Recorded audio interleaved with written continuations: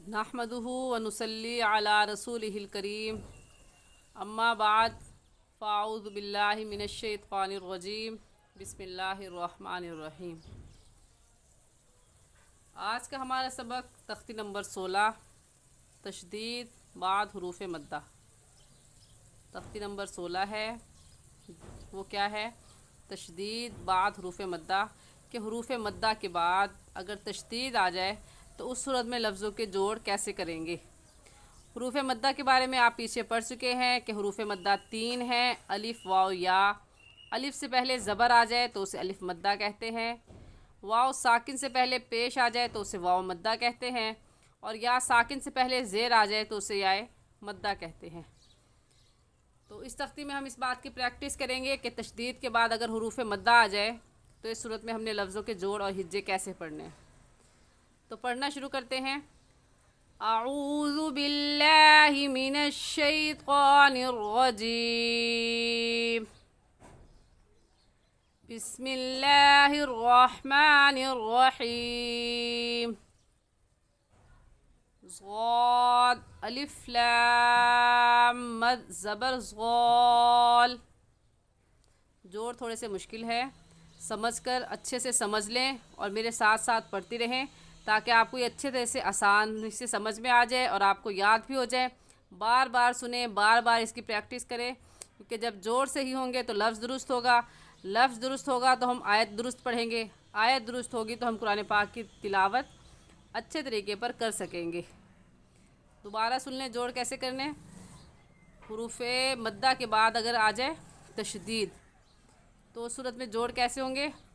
ज़ाद अलिफ लाम मद ज़बर ज़ाल।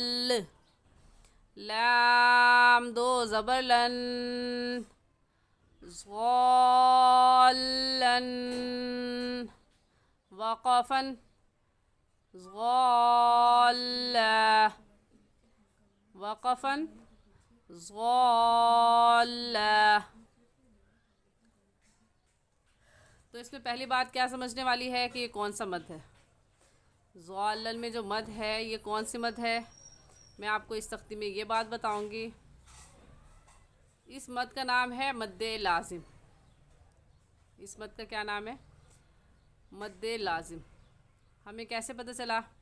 क्योंकि हम ये कायदा पहले पढ़ चुके हैं कि हरूफ मद्दा के बाद अगर पहले से सुकून मौजूद हो या तशदीद आ जाए। पहली बात सुकून मौजूद हो, सुकून तो मौजूद नहीं है। दूसरी बात या हरूफ मद्दा के बाद तशदीद आ जाए तो उस मद को मद्दे लाजिम कहते हैं और इसकी मिक़दार 5 अलिफ है। इसको हम 5 अलिफ के बराबर खींच कर पढ़ेंगे। मेरी बात को अच्छे से समझ लें, याद कर लें, ताकि आप जब कुरान पाक पढ़ें तो इसमें जो छोटी छोटी गलतियां हम करते हैं उन गलतियों से आप बच सकें। मद आ जाए तो मद का मतलब खींचना तो होता है, लेकिन ये नहीं होता कि सबको बराबर ही खींच दें। मद्दे लाजिम की सूरत में 5 अलिफ के बराबर, मद्दे मुत्तसिल हो तो 4 अलिफ के बराबर, मद्दे मुनफसिल हो तो 3 अलिफ के बराबर। इन बातों का ख्याल रख कर आप कुरान पाक की तिलावत करें कि आया ये कौन सी मद है।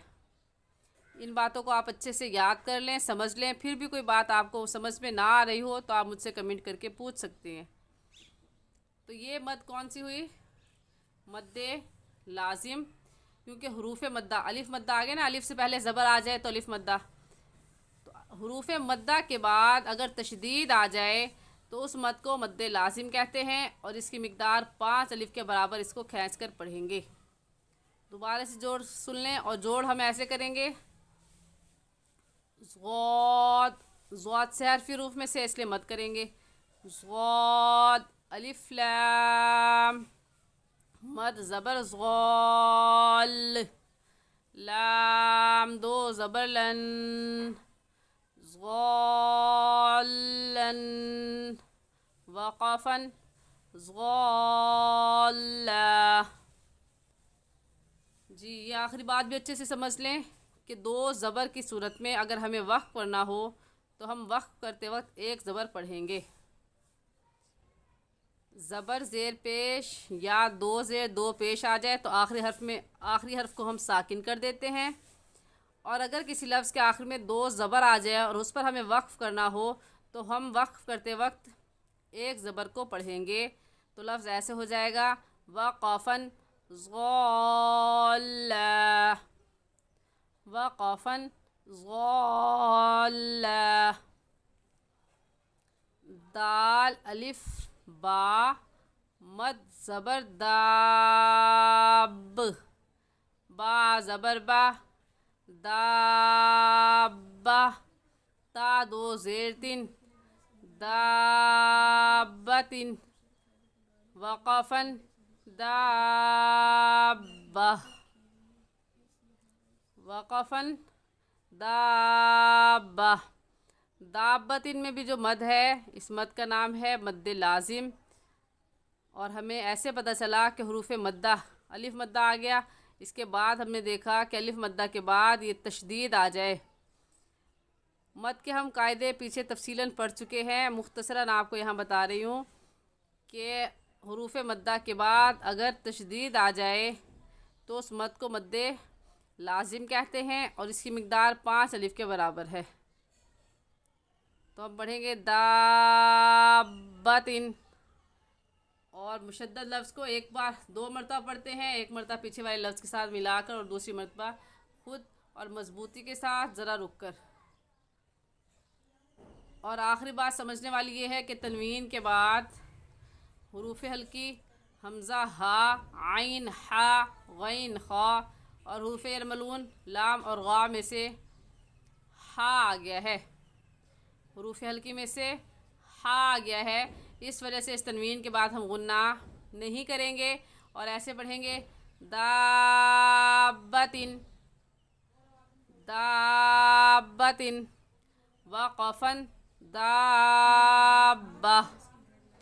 یہ بات بھی ہم پڑھ چکے ہیں کہ گول تا وقف کی صورت میں ہا پڑھی جاتی ہے، گول تا وقف کی صورت میں ہا پڑھی جاتی ہے،